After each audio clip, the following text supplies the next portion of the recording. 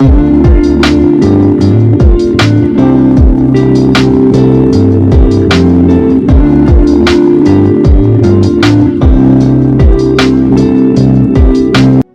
புத்தகத்தை இந்த அதிகாரத்தை படிப்பதற்கு முன்பாக எரேமியாவுடைய பேக்ரவுண்டை பற்றி உங்களுக்கு கொஞ்சம் நான் சொல்லணும்னு ಆಸೆಪಡ್றேன். ಈ ಅಧ್ಯಾಯವನ್ನು ಓದುಕ್ಕಿಂತ ಮುಂಚಿತವಾಗಿ ಯೆರೆಮೀಯನ ಹಿನ್ನೆಲೆಯನ್ನು ಹೇಳಲು ಇಷ್ಟಪಡುತ್ತೇನೆ. எரேமியா யூதா தேசம், அதாவது அந்த காலத்துல சாலமோனுடைய அரசாட்சிக்கு பிறகு இஸ்ரேல் தேசம் பிரிந்து 2 பங்காக இருந்தது. ஒன்று தென் தேசம், வடதேசம். வடதேசத்துல 10 கோத்திரத்தார், யாக்கோபின் 10 கோத்திரத்தார் இருந்தாங்க. அந்த தென் தேசத்துல யூதாவும் பென்யமின் கோத்திரத்தாரும் இருந்தாங்க.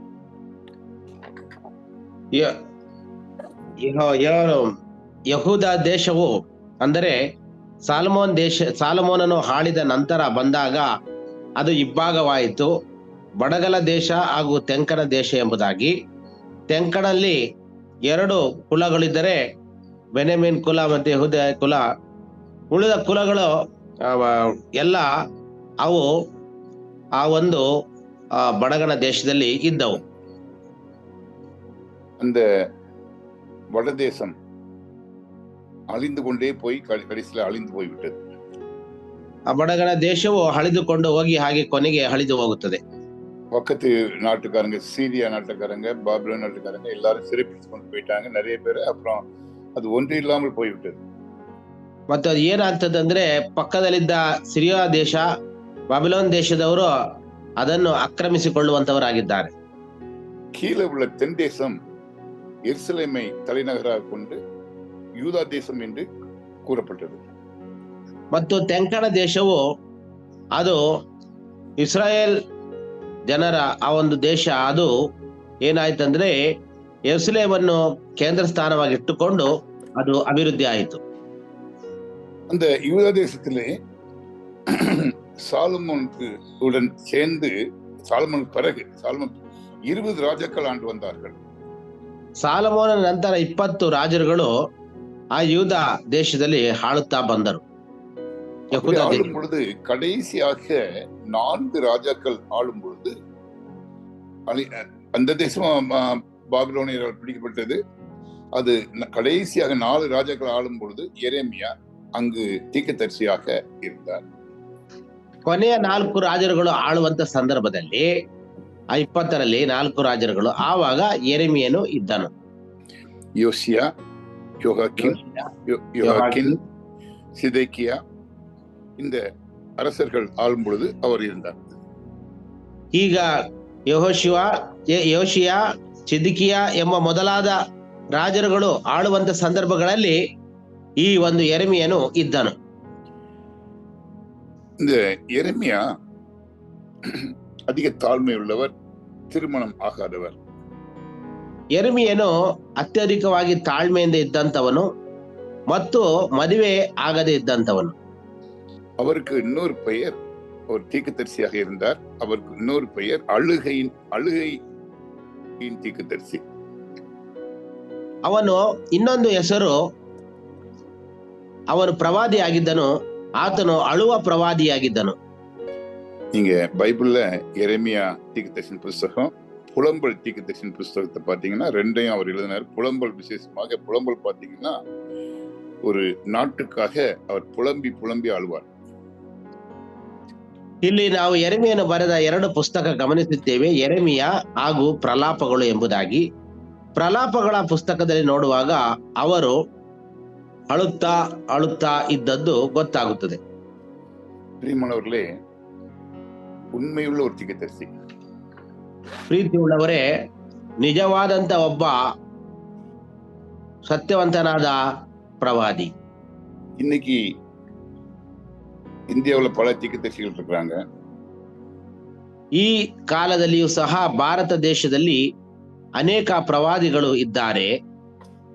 நான் யாரையுமே குறை சொல்றதில்லை சாதாரணமாக. ನಾ ಯಾರನ್ನೂ ಕೂಡ ತಪ್ಪೆಂಬುದಾಗಿ ಹೇಳುವುದಿಲ್ಲ ಸಾಧಾರಣವಾಗಿ. ஆனா என்னுடைய பார்வையில நான் இந்த தீர்க்கதரிசிகள் யாரையுமே சாதாரணமாக உடனடியாக நம்ப மாட்டேன். ಆದರೆ ನಾನು ಈ ಪ್ರವಾದನೆ ಹೇಳುವಂತ ವಿಷಯವನ್ನು ತಕ್ಷಣವಾಗಿ ನಾನು ಯಾರನ್ನು ನಂಬುವುದಿಲ್ಲ. ஒரு சில தீர்க்கதரிசிகளை நான் நம்புகிறேன். ಕೆಲವು ಪ್ರವಾದಿಗಳನ್ನು ನಾನು ನಂಬುತ್ತೇನೆ.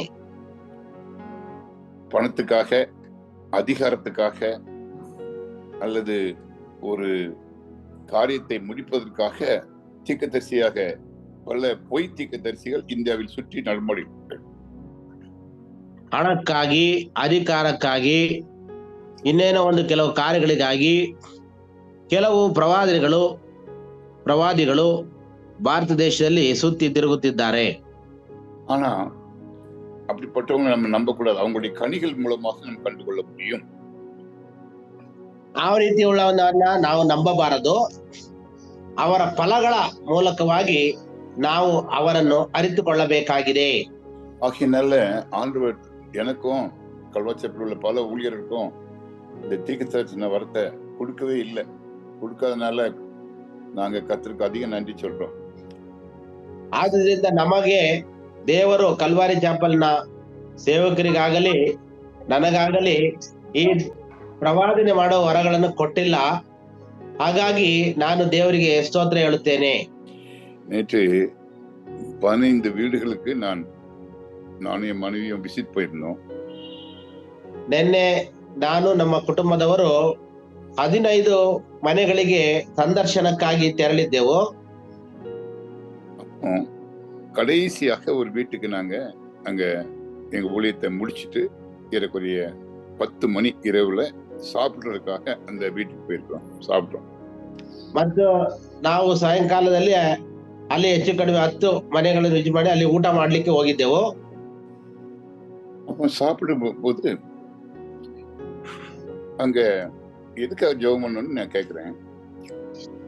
ಅಲ್ಲಿ ಊಟ ಮಾಡುವಾಗ ಯಾವ ವಿಷಯಕ್ಕಾಗಿ ಪ್ರಾರ್ಥಿಸಬೇಕೆಂಬುದಾಗಿ ನಾನು ಕೇಳಿದೆನು. அப்போ என் கூட ஒரு பாஸ்டர் வந்திருந்தாங்க. அந்த லோக்கல் பாஸ்டர் அவங்க சொல்றாங்க, ಅಲ್ಲಿ ಲೋಕಲ್ ಪಾಸ್ಟರ್ இந்த ಬಂದಿದ್ರು. ಅವರು ಈಗ ಹೇಳ್ತಾ ಇದ್ದಾರೆ, இந்த குடும்பத்துக்கு 2 பொம்பளை பிள்ளைங்க பிறந்திருக்காங்க. இப்ப 3வது பிள்ளை அடுத்த மாசம் பிறக்க போகுது. அது ஆம்பளை பிள்ளையா பிறக்கணும்னு ஜெபம் பண்ணுங்க. ಈ ಕುಟುಂಬದಲ್ಲಿ 2 ಮಕ್ಕಳು ಹುಟ್ಟಿದ್ದಾರೆ. ಅವರು 2 ಮಕ್ಕಳಾಗಿದ್ದಾರೆ. ಈಗ ಮುಂದಿನ ತಿಂಗಳು ಮತ್ತೊಂದು ಮಗು ಹುಟ್ಟಲಿದೆ. ಅದು ಗಂಡು ಮಗುವಾಗಿ ಹುಟ್ಟಲು ಪ್ರಾರ್ಥಿಸಿರಿ ಎಂಬುದಾಗಿ. அடுத்த மாசம் இதே நேரத்தில் பிறக்க போகுது. அதனால நீங்க கொஞ்சம் நல்ல சத்தமா ஜெபம் பண்ணுங்க. ಮುಂದಿನ ತಿಂಗಳುಗಳಲ್ಲಿ ಇದೇ ಒಂದು ದಿವಸಗಳಲ್ಲಿ ಆ ಮಗು ಹುಟ್ಟಲಿದೆ. ನೀವು ಗಟ್ಟಿಯಾಗಿ ಪ್ರಾರ್ಥಿಸಿರಿ ಎಂಬುದಾಗಿ. எனக்கு என்ன செய்யறேன்னு தெரியல. ನನಗೆ ಏನ್ ಮಾಡ್ಬೇಕು ಅಂತ ಗೊತ್ತಾಗಿಲ್ಲ. நவனிதா இருந்தா என்ன பண்ணிருப்பாரு? ನವನೀತ್ ಆಗಿದ್ರೆ ಏನ್ ಮಾಡ್ತಿದ್ರು? சொல்லுங்க நவனீத்.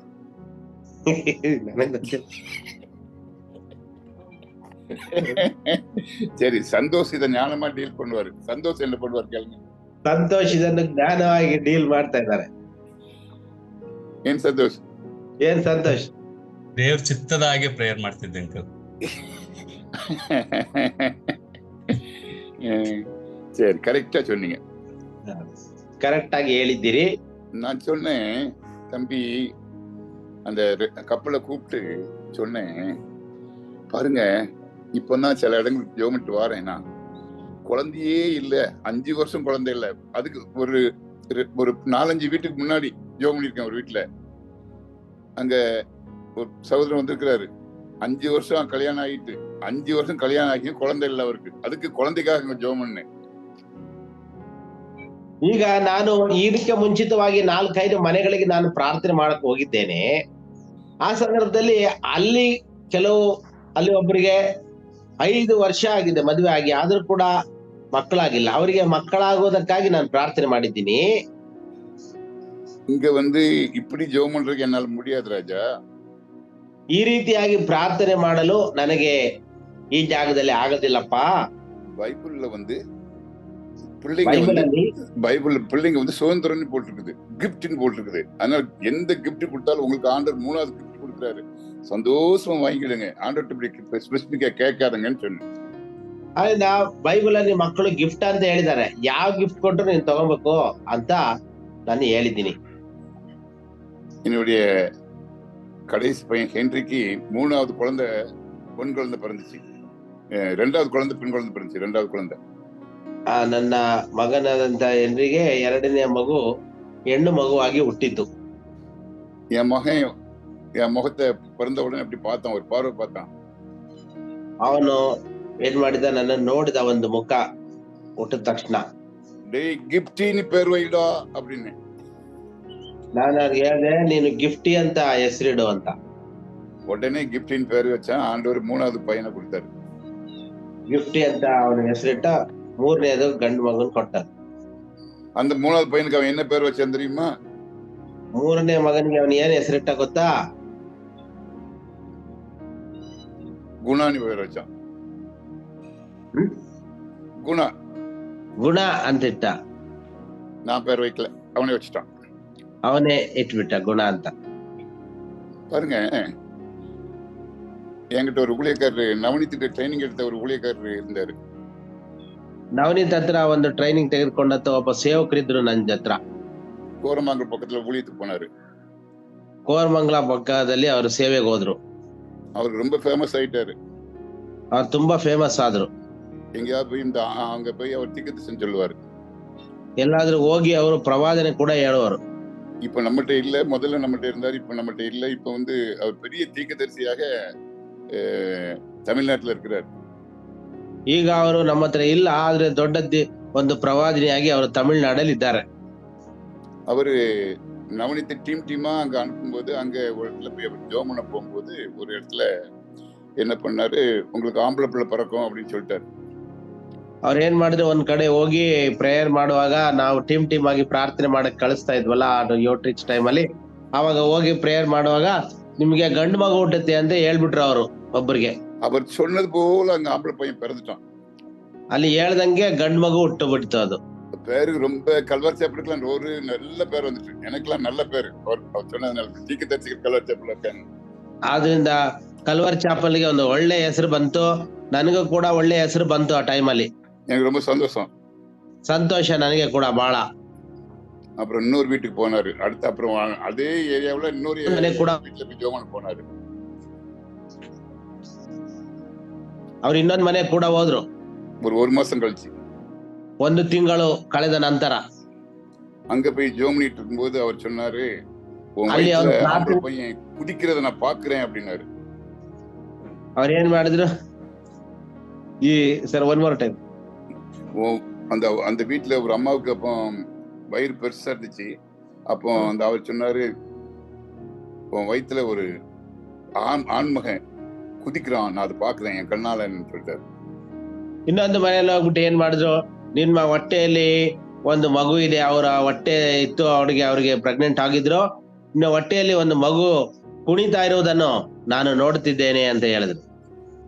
இது சொல்லுங்க, ஆம்பளை பையன் சொல்லுங்க. ಗಂಡು ಮಗು ಕುಣಿತಾ ಇದೆ ಅಂತ ಹೇಳಿದ್ರು. ஒன்னு ஜெபம் முடிஞ்சது, ಪ್ರಾರ್ಥನೆ ಮುಗೀತು.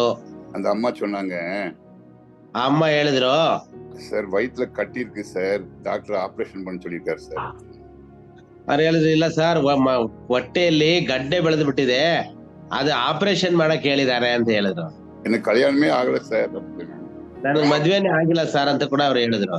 அவர் ஓடி வந்துட்டார் வீட்டுக்கு. ಅವ್ರ ಮನೆ ಬಿಟ್ಟು ಓಡಿ ಬಂದ್ಬಿಟ್ರು. கல்வாச்சிக்கு நல்ல கெட்ட பேர் வந்துச்சு கல்வார் சேப்பல்.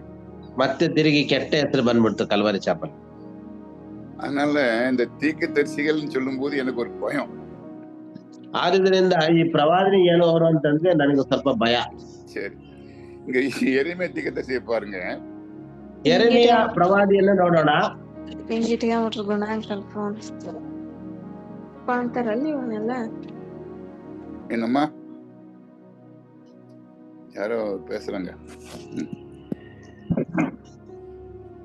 1ஆம் அதிகாரத்தை எனக்கு ரொம்ப பிடிச்சது ஒரு வசனம் இருப்பாங்க. எரேமியா தீர்க்கதரிசி முதல் அதிகாரத்தை திருப்புங்க.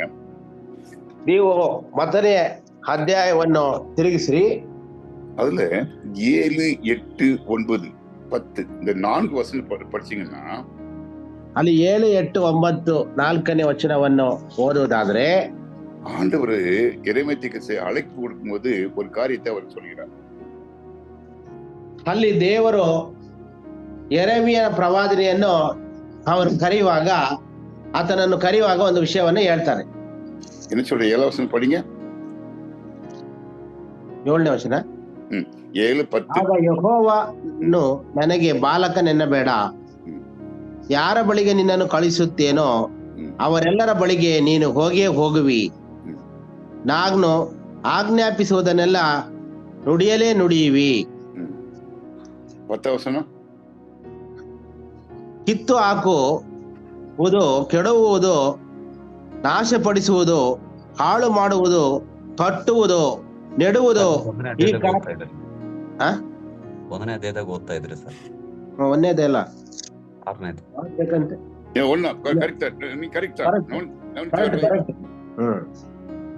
ಕಿತ್ತು ಹಾಕುವುದಕ್ಕೂ, ಕೆಡುವುದಕ್ಕೂ, ನಾಶಪಡಿಸುವುದು, ಹಾಳು ಮಾಡುವುದು, ಕಟ್ಟುವುದು, ನೆಡುವುದು ಈ ಕಾರ್ಯಗಳನ್ನು ಮಾಡುವುದಕ್ಕೋಸ್ಕರ ಜನಾಂಗಗಳ ಮೇಲೂ ರಾಜ್ಯಗಳ ಮೇಲೂ ನಿನ್ನನ್ನು ಈ ದಿನ ನೇಮಿಸಿದ್ದೇನೆ ಅಂದನು. அவருடைய கால் இடிக்கிறதுக்கு, கட்டுறதுக்கு, அல்லது நடுறதுக்கு, பிடுங்கிறதுக்கு. அதுதான் கர்த்தர் அவருக்கு கொடுத்த அழைப்பு. ಅವ್ರಿಗೆ ಕೊಟ್ಟಂತ ಒಂದು ಕರೆ ಏನಪ್ಪಾ ಅಂದ್ರೆ, ಕಟ್ಟುವುದಕ್ಕೆ, ನಾಶಪಡಿಸುವುದಕ್ಕೆ, ಕೆಡಿಸುವುದಕ್ಕೆ, ಹಾಳು ಮಾಡುವುದು, ಇದು ನೆಡುವುದು ಈ ಕಾರ್ಯಗಳನ್ನು ಮಾಡುವುದಕ್ಕೋಸ್ಕರ. உங்களுக்கும் இதுல கேட்டுக்கிட்டு ஏற்கனவே 40 பேருக்கு மேல நீங்க பாத்துக்கிட்டு இருக்கீங்க. ಹೆಚ್ಚು ಕಡಿಮೆ 40 ಜನಕ್ಕಿಂತ ಹೆಚ್ಚಾಗಿ ನೀವು ಇದ್ರಲ್ಲಿ ನೋಡ್ಕೊಳ್ತಾ ಇದ್ದೀರಿ. ஒவ்வொருத்தருக்கும் ஒவ்வொரு கால் இருக்குது. ಒಬ್ಬೊಬ್ಬರಿಗೂ ಒಂದೊಂದು ಕರೆಯೋಕೆ ಇದೆ. நீங்க எரேமியா போல மேல 7ஆம் வசனத்துக்கு கூட நீங்க அதுக்கு முன்னாடி 6ஆம் வசனத்துல படிச்சீங்கன்னா தாழ்த்துவாரு. ஐயா நான் சிறு பிள்ளை அப்படின்னு ஒரு வசனம் சொல்லுவாரு அவர். 6ನೇ ವಚನದಲ್ಲಿ ಕೊಡುವಾಗ ಕೂಡ ಅವರು ತಮ್ಮನ್ನು ತಾವು ತಗ್ಗಿಸ್ಕೊಳ್ತಾ ಇದ್ದಾರೆ. ಅವ್ರು ಏನ್ ಹೇಳ್ತಾರೆ, ನಾನು ಬಾಲಕ ಅಂತ ಹೇಳ್ತಾ ಇದ್ದಾರೆ. அப்படி நீங்க உங்களை நான் என்னைய தாழ்த்தும் பொழுது தேவன் நமக்கு வைத்திருக்கிற ஊழியத்தை கொடுப்பார். ಅದರಿಂದ ನಿಮಗೂ ನಮಗೂ ಇಬ್ಬರಿಗೂ ದೇವರು ನಾವು ತಗ್ಗಿಸಿಕೊಳ್ಳುವಾಗ ನಮಗೂ ಸೇವೆಯ ಮಾರ್ಗವನ್ನು ಕೊಡುವಂತವನಾಗಿದ್ದಾನೆ. கர்த்தர் நம்ம மூலமாக பேசுவார். பிரியமானவர்களே, ಕರ್ತನು ನಮ್ಮ ಮೂಲಕವಾಗಿ ಮಾತನಾಡುತ್ತಾನೆ. ಪ್ರೀತಿ ಉಳ್ಳವರೇ, பைபிள்ல ஆதியாகமம் 1ஆம் அதிகாரத்துல இருந்து வெளிப்படுத்தின 22ஆம் அதிகாரம் ஒவ்வொரு வசனங்களும் தீர்க்கதரிசன வசனங்கள்ங்கிறதை நம் மூலமாக மற்றவர்கள் தெளிவுபடுத்துவார்.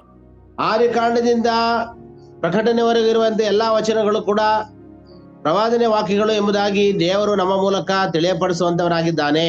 நான் இந்த வசனங்களை தீர்க்க தரிசனங்கள் சொல்றதுனால நாம் ஒவ்வொருவரும் தீர்க்கதரிசி என்பதை நாம் ஒத்துக்கொள்ள வேண்டும். ಈ ವಚನಗಳು ಪ್ರವಾದನೆಗಳು ಎಂಬುದಾಗಿ ಹೇಳುವಾಗ ನಾವು ಒಬ್ಬೊಬ್ಬರು ಕೂಡ ಪ್ರವಾದಿಗಳು ಎಂಬುದನ್ನ ಒಪ್ಪಿಕೊಳ್ಳಬೇಕಾಗುತ್ತದೆ.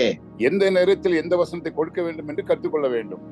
ಯಾವ ಸಂದರ್ಭದಲ್ಲಿ ಯಾವ ವಚನವನ್ನು ಹೇಳಬೇಕೆಂಬುದಾಗಿ ಕಲಿತುಕೊಳ್ಳಬೇಕು. நேற்று ஒரு வீட்டுல, நான் திருப்பி சொல்றேன், ஒரு வீட்டுக்கு போயிருந்தேன். அந்த வீட்டுல ஒரு ஃப்ரிட்ஜ் நிறைய ஏறக்குறைய ஒரு 100 ಮೆಡಿಸಿನ್ வச்சிருந்தாங்க. ನಾನು ಒಂದು ಮನೆಗೆ ಹೋಗಿದ್ದೆ, ನಾನು ಮತ್ತೆ ಬಂದೆ, ಅದೇ ಹೇಳ್ತಾ ಇದ್ದೀನಿ, ದಯವಿಟ್ಟು ಕ್ಷಮಿಸ್ರಿ. ಒಂದು ಮನೆಗೆ ಹೋದಾಗ ಹೆಚ್ಚು ಕಡಿಮೆ ಒಂದು 100 ಮೆಡಿಸಿನ್ ಅನ್ನು ಅವ್ರು ಇಟ್ಕೊಂಡಿದ್ರು. பாக்ஸ், ஒவ்வொன்றும் பாக்ஸ் ஏறக்குறைய அந்த பாக்ஸ் பெரிய ஒரு கடலை மிட்டாய் மாதிரி இருக்கு. அந்த பாக்ஸ் ಇತ್ತು, ಕಡಲೆ ಮಿಠಾಯಿ ತರ ಇತ್ತು ಅದು. அவங்க சொன்னாங்க, எங்க பையனுக்கு பிளட் ஆச்சுன்னா நிக்காது, அதனால இந்த டேப்லெட் இந்த ஊசி இம்மிடியேட்டா போட்டுட்டோம்னா பிளட் வந்துச்சுன்னா நின்றோம், அதனால ஏறக்குறைய அவனுக்கு 20 வருஷத்துக்கு மேல இந்த வியாதியில அவன் கஷ்டப்படுறான்னு சொல்லி ஜோமன் சொன்னாங்க. ಒಂದು 20 ವರ್ಷಗಳಿಗಿಂತ ಹೆಚ್ಚಾಗಿ ಈ ಒಂದು ಕಾಯಿಲೆ ಆತನಿಗಿದೆ, ಏನಾದ್ರೂ ಬ್ಲಡ್ ಬಂದ್ರೆ ಅದು ನಿಲ್ಲೋದಿಲ್ಲ, ಈ ಒಂದು ಇಂಜೆಕ್ಷನ್ ಕೊಟ್ರೆ ಅದು ನಿಲ್ಲುತ್ತೆ, ಅದಕ್ಕೋಸ್ಕರ ಇಟ್ಟಿದೀವಿ ಅಂತ ಹೇಳ್ತಾ ಇದಾರೆ ಅವರು. ಯಾರೋ ஒரு ஃப்ரீயா கொடுத்தாங்க, அதனால வச்சிருக்கோம், 100 ಮೆಡಿಸಿನ್ வச்சிருக்கேன் அப்படின்னு ಯಾರೊಬ್ರು ಉಚಿತವಾಗಿ ಕೊಟ್ಟರು, ಅದಕ್ಕಾಗಿ ಇಟ್ಟಿದೀವಿ ಅಂತ ಹೇಳಿದ್ರೆ ಒಂದು 100 ಮೆಡಿಸಿನ್. ஒரு மெடிசனை கொடுங்கன்னு பார்த்தேன். ಕೊಡಿ ಒಂದು ಮೆಡಿಸಿನ್ ಅಂತ ಕೇಳಿದೆ. மெடிசன் எக்ஸ்பைரி டேட் பார்த்தா 4வது மாசம் ಏಪ್ರಿಲ್ 22. ಆ ಮೆಡಿಸಿನ್ ಎಕ್ಸ್ಪೈರಿ ಡೇಟ್ ಏನಾಗಿದೆ, 4ನೇ ತಿಂಗಳು ಏಪ್ರಿಲ್ 22. எனக்கு ஷாக் ஆயிட்டு. ನನಗೆ ಶಾಕ್ ಆಯ್ತು. ಫ್ರಿಡ್ಜ್ நிறைய வச்சிருக்காரு, ಫ್ರಿಡ್ಜ್ ಪೂರ್ತಿ ಇಟ್ಟಿದ್ದಾರೆ, அடிக்கடி யூஸ் பண்றாரு, ಅವಾಗ ಯೂಸ್ ಮಾಡ್ತಾ ಇದ್ದಾರೆ. என்ன செய்யறேன்னு தெரியல எனக்கு. ಏನ್ ಮಾಡ್ಬೇಕು ಅಂತ ಗೊತ್ತಾಗಿಲ್ಲ ನನಗೆ. ನವನೀತ್, நீங்க என்ன பண்ணுவீங்க நவனீத்? ಕೊಡಲ್ಲ ಸರ್, ಅದು ವಿಷ ಹಾಕ್ಬಿಡ್ತೀನಿ. ದೂರ ತಗೊಂಡೋಗಿ ವಿಷ ಹಾಕಿ ಅದನ್ನ ಏನೋ ಒಂದು ಡ್ರಸ್ ಟ್ರೈ ಮಾಡಿ. எனக்கு சொல்றதுக்கு பயமா இருக்கு. வாங்கி வாங்கி கொடுக்கவும் எனக்கு வக்கு இல்ல. ನನಗೆ ಅದನ್ನ ನಾನು ಖರೀದಿ ಮಾಡಿ ಕೊಡೋದಕ್ಕೂ ನನಗೆ ಶಕ್ತಿ ಇಲ್ಲ. ಆದ್ರೆ ಏನು ಹೇಳಲಿಕ್ಕೂ ಕೂಡ ನನ್ಗೆ ಆಗ್ತಾ ಇಲ್ಲ. டாக்டர் மேல அவ்வளவு நம்பிக்கை வச்சிருக்காங்க. ಡಾಕ್ಟರ್ ಮೇಲೆ ಅಷ್ಟೊಂದು ನಂಬಿಕೆ ಇಟ್ಟಿದ್ರು. பிரியமானவர்களே, நம்முடைய சமுதாயத்துல சில காரியங்களை பார்க்கும்போது நம்ம வசனங்களை கொடுக்கறதுக்கு நீ நல்ல சோமாவாய் அப்படின்னு நான் சொல்றது கூட எனக்கு கொஞ்சம் பயமா இருக்கு. ஏன்னா அந்த மேல கர்த்தர் மேல டாக்டர் மேல நம்பிக்கை வைக்கிறாங்க. ಆದ್ರಿಂದ ಸ್ವಾಮಿ ಮೇಲೆ ದೇವರ ಮೇಲೆ ನಂಬಿಕೆ ಇಡೋದಕ್ಕಿಂತ ಡಾಕ್ಟರ್ ಮೇಲೆ ಹೆಚ್ಚಿನ ನಂಬಿಕೆ ಇಟ್ಟಿರ್ತಾರೆ. ನೀವು ಸುಖವಾಗಿ ಬಾ ಅಂತ ಹೇಳಲಿಕ್ಕೂ ಕೂಡ ಧೈರ್ಯ ಸಾಲದಂತ ಆಗಿದೆ. பாருங்க, எங்க எரேமியா கர்த்தர் மேல அவ்வளவு நம்பிக்கை வச்சதுனால எரேமியா ஆண்டவர் யூஸ் பண்ணார். ಕರ್ತನ ಮೇಲೆ ಬಹಳ ನಂಬಿಕೆ ಇಟ್ಟಿದ್ದರಿಂದ ಯೆರೆಮೀಯನನ್ನು ದೇವರು ಉಪಯೋಗಿಸಿದನು. நீங்க பாத்தீங்கன்னா எனக்கு ரொம்ப பிடிச்சது என்னன்னா, எரேமியா புத்தகத்துல, புலம்பல் புத்தகத்துல ரொம்ப பிடிச்சது என்னன்னா, கர்த்தர் சொல்லுகிறார், கர்த்தர் சொல்லுகிறார், கர்த்தர் சொல்லுகிறார்னு அவர் அடிக்கடி சொல்லுவார். ನಾವು ಪ್ರಲಾಪದಲ್ಲಿ ನೋಡುವಾಗ ಯೆರೆಮೀಯನು ನನಗೆ ಬಹಳಷ್ಟು ಇಷ್ಟವಾದ ಒಂದು ವಿಷಯ ಅಲ್ಲಿ ಇರುವಾಗದ್ದು ಏನಂದ್ರೆ, ಕರ್ತನು ಹೇಳುತ್ತಾನೆ, ಕರ್ತನು ಹೇಳುತ್ತಾನೆ, ಕರ್ತನು ಹೇಳುತ್ತಾನೆ, ಯೆಹೋವನು ಹೇಳುತ್ತಾನೆ ಎಂಬುದಾಗಿ ಹೇಳುತ್ತದೆ. அதே போல இன்னைக்கு நம்ம படிக்க போற போர்ஷன்ல 6ஆம் அதிகாரத்திலே கர்த்தர் சொல்கிறார்னு சொல்றாரு. ಈಗ ಅದೇ ತರ ಈಗ 6ನೇ ಅಧ್ಯಾಯದಲ್ಲೂ ಕೂಡ ದೇವರು ಕರ್ತನು ಹೇಳುತ್ತಾನೆ ಅಂತ ಬರೆಯಲ್ಪಟ್ಟಿದೆ. எனக்கு ரொம்ப சந்தோஷமா இருக்கும். கர்த்தர் சொல்றாருன்னு சொல்லும்போது அதை நம்ம படிக்கிறது எவ்வளவு பெரிய பாக்கியம் பிரியமானவர்களே. ದೇವರು ಹೇಳುತ್ತಾನೆ ಎಂಬುದಾಗಿ ಹೇಳುವಾಗ ಅದನ್ನು ಓದುವಂತದ್ದು ಎಷ್ಟು ಭಾಗ್ಯವಾದ ಪ್ರೀತಿಯುಳ್ಳವರು. அங்க நீங்களும் நானும் இப்படி சொல்லலாம். ನೀನು ನಾವು ಈ ರೀತಿ ಹೇಳ್ಬೋದು. கர்த்தர் சொல்கிறான்னு சொல்லலாம். ಕರ್ತನು ಹೇಳ್ತಾನೆ ಅಂತ ಹೇಳ್ಬೋದು. எப்ப சொல்லலாம்? ಯಾವಾಗ ಹೇಳ್ಬೋದು? யாராவது கஷ்டமா வியாதியோடு இருக்கும்போது, வியாதியா இருக்கும்போது, ಕಷ್ಟದಿಂದ ವ್ಯಾಧಿಯಿಂದ ಇರುವಾಗ. பாருங்க, மத்தேயு 11ஆம் அதிகாரத்துல 28ஆம் வசனத்துல கர்த்தர் சொல்கிறார், வருத்தப்பட்டு பாரம் சுமக்கிறவர்களே என்னிடத்தில் வாருங்கள், நான் உங்களுக்கு இளைப்பாறுதல் தருவேன் என்று சொல்கிறார் என்று நாம் தேவ வசனங்களை அழகாக நம் மூலமாக கர்த்தருடைய வசனத்தை சொல்ல வேண்டும். ಅಲ್ಲಿ ಏನ್ ಹೇಳುತ್ತೆ? ಮತ್ತಾಯನ ಸುವಾರ್ತೆ 11ನೇ ಅಧ್ಯಾಯದಲ್ಲಿ ದೇವರ ವಾಕ್ಯ ಹೇಳುತ್ತೆ 28ರಲ್ಲಿ ಹೀಗೆ ಬರೆಯಲ್ಪಟ್ಟಿದೆ. ಏನಂತ ಅಂತಂದ್ರೆ, ಎಲ್ಲ ಈ ಕಷ್ಟಪಡುವವರೇ ಹೊರೆ ಹೊತ್ತವರೇ ನೀವೆಲ್ಲರೂ ನನ್ನ ಬಳಿಗೆ ಬನ್ನಿರಿ ಅಂತ ದೇವರು ಹೇಳ್ತಾ ಇದ್ದಾರೆ ಅಲ್ಲಿ. அப்போ கர்த்தர் சொல்றாரு, நம்ம தான் சொல்ல போறோம். அப்போ அழகா நம்ம தீக்கு தரிசிதான். ಆದ್ರಿಂದ ಅವ್ರು ಕರ್ತನು ಹೇಳ್ತಾ ಇದ್ದೇನೆ ಅಂತ ನಾವು ಹೇಳ್ತಾ ಇದ್ದೀವಲ್ಲ, ನಾವು ಇದರಲ್ಲಿ ಬಹು ಸುಂದರವಾಗಿ ಕಾಣುವಂತ ವಿಷಯವೇನೆಂದ್ರೆ, ನಾವು ಒಂದು ಪ್ರವಾದಿಗಳ ರೀತಿಯಲ್ಲಿ ಎಂಬುದಾಗಿ. ಪ್ರವಾದಿಗಳೇ நம்முடைய வாழ்க்கை பேச வேண்டும் பிரியமானவர்களே. ನಮ್ಮ ಜೀವಿತ ಮಾತನಾಡಬೇಕು ಪ್ರೀತಿ ಉಳ್ಳವರೇ. எரேமியா வாழ்க்கை பேசியது. ಇಲ್ಲಿ ಯೆರೆಮೀಯನ ಜೀವಿತ ಮಾತಾಡ್ತಾ ಇದೆ. ராஜாக்கள் எல்லாம் பயப்படுவாங்க அவருக்கு. ಅಲ್ಲೆಲ್ಲ ಏನ್ ಮಾಡ್ತಾ ಇದ್ದಾರೆ? ರಾಜರುಗಳೆಲ್ಲ ಭಯ ಪಡ್ತಾ ಇದ್ದಾರೆ ಅವ್ರಿಗೋಸ್ಕರ. ஒரு ராஜா அவரை கிணத்துல தூக்கி போட்டுருவான், ஒரு ராஜா அடிப்பான், ಒಬ್ಬ ರಾಜ ತೆಗೆದುಕೊಂಡು ಹೋಗಿ ಬಾವಿಗೆ ಹಾಕ್ತಾ, ಇನ್ನೊಬ್ಬ ರಾಜ ಅವನ್ನ ಹೊಡಿತಾನೆ. தைரியமான பிரசங்கத்தை பண்ணுவார் அவர். ಧೈರ್ಯವಾಗಿ ಪ್ರಸಂಗ ಮಾಡ್ತಾ ಇದ್ರು ಅವ್ರು. நீங்கள் நான் இது செய்ய வேண்டும் என்று இந்த காலை வேளையிலே கர்த்தர் சொல்கிறார். ನೀವು ನಾವು ಇದನ್ನ ಮಾಡಬೇಕೆಂಬುದಾಗಿ ಬೆಳಗಿನ ವೇಳೆಯಲ್ಲಿ ಕರ್ತನು ಹೇಳುತ್ತಾನೆ. நாம் தைரியமாக போராட வேண்டும். ನಾವು ಧೈರ್ಯವಾಗಿ ಹೋರಾಡಬೇಕು. கடந்த வாரத்துல ஒரு முஸ்லிம் மேன் HIVல இறந்துட்டாரு. நான் தைரியமாக கொண்டு போய் கிறிஸ்டியன் இதுல போய் அடக்கம் பண்ணேன். ಕಳೆದವಾಗಿ ಧೈರ್ಯವಾಗಿ ತೆಗೆದುಕೊಂಡು ಹೋಗಿ ಒಬ್ಬ ಮುಸ್ಲಿಂ ವ್ಯಕ್ತಿಯನ್ನು ನಾನು ಕ್ರಿಶ್ಚಿಯನ್ ಇದರಲ್ಲಿ ನಾನು ಸಮಾಧಿ ಮಾಡಿದ್ದೇನೆ. எல்லாரும் திட்டினாங்க என்னைய. ಎಲ್ಲರೂ ಬೈದ್ರು ನನಗೆ. நான் அந்த அப்ரூவலோடு கூட, அவங்க ஃபேமிலியோட அப்ரூவலோடு கூட, ஏன்னா ஃபேமிலி தொடக்கொள்ள மாட்டேங்கிறாங்க. ஏன்னா உடம்பெல்லாம் பெட் சோர் ஆயிட்டு அவரை வச்சிருந்தாங்க. நம்மகிட்ட வந்து சமாதானமா இருந்துட்டாரு. நான் அடக்கம் பண்ணேன். ஞானஸ்நானம் கொடுக்கல, ஒண்ணும் கொடுக்கல, கிறிஸ்டியன் செமினரில அடக்கம் பண்ணேன். தைரியத்தை கர்த்தர் எனக்கு கொடுத்தாரு. ಆದ್ರೆ ಆ ಮಗು, ಆ ವ್ಯಕ್ತಿ ಏನಾಗಿದೆ ಅಂದ್ರೆ HIV ರೋಗ ಮತ್ತು ಬಂದಿರೋದ್ರಿಂದ ಯಾರು ಅವ್ರನ್ನ ಮುಟ್ಟೋದಿಲ್ಲ, ಯಾರು ನೋಡೋದಿಲ್ಲ, ಏನು ಮಾಡಕ್ಕೆ ಸಾಧ್ಯ ಆಗ್ತಾ ಇಲ್ಲ. ಆ ಒಂದು ಸಂದರ್ಭದಲ್ಲಿ ನಾನು ಈ ಕಾರ್ಯವನ್ನು ಮಾಡಿದ್ದೇನೆ.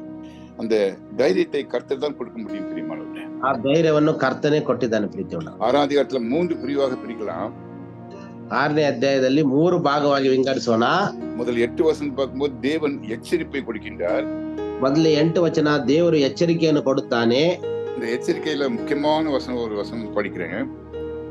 ಆ ಎಚ್ಚರಿಕೆಯಲ್ಲಿ ಮುಖ್ಯವಾದ ಒಂದು ವಚನ 5ஆம் வசனம், எழுந்திருங்கள். 5ನೇ ವಚನ, எழுந்திருங்கள் என்று சொல்கிறார். ಎದ್ದು ರಾತ್ರಿಯಲ್ಲಿ ಅಂತ ಹೇಳ್ತಾರೆ. போயேறி அவளுடைய அரண்களை அழிப்போம் என்று சொல்லுவார்கள். ಎದ್ದು ರಾತ್ರಿಯಲ್ಲಿ ಎದ್ದು ಬಿದ್ದು ಅಲ್ಲಿನ ಅರಮನೆಯನ್ನು ಹಾಳು ಮಾಡೋಣ ಅಂತ ಹೇಳ್ತಾ ಇದ್ದಾರೆ. அதாவது எருசலேமுடைய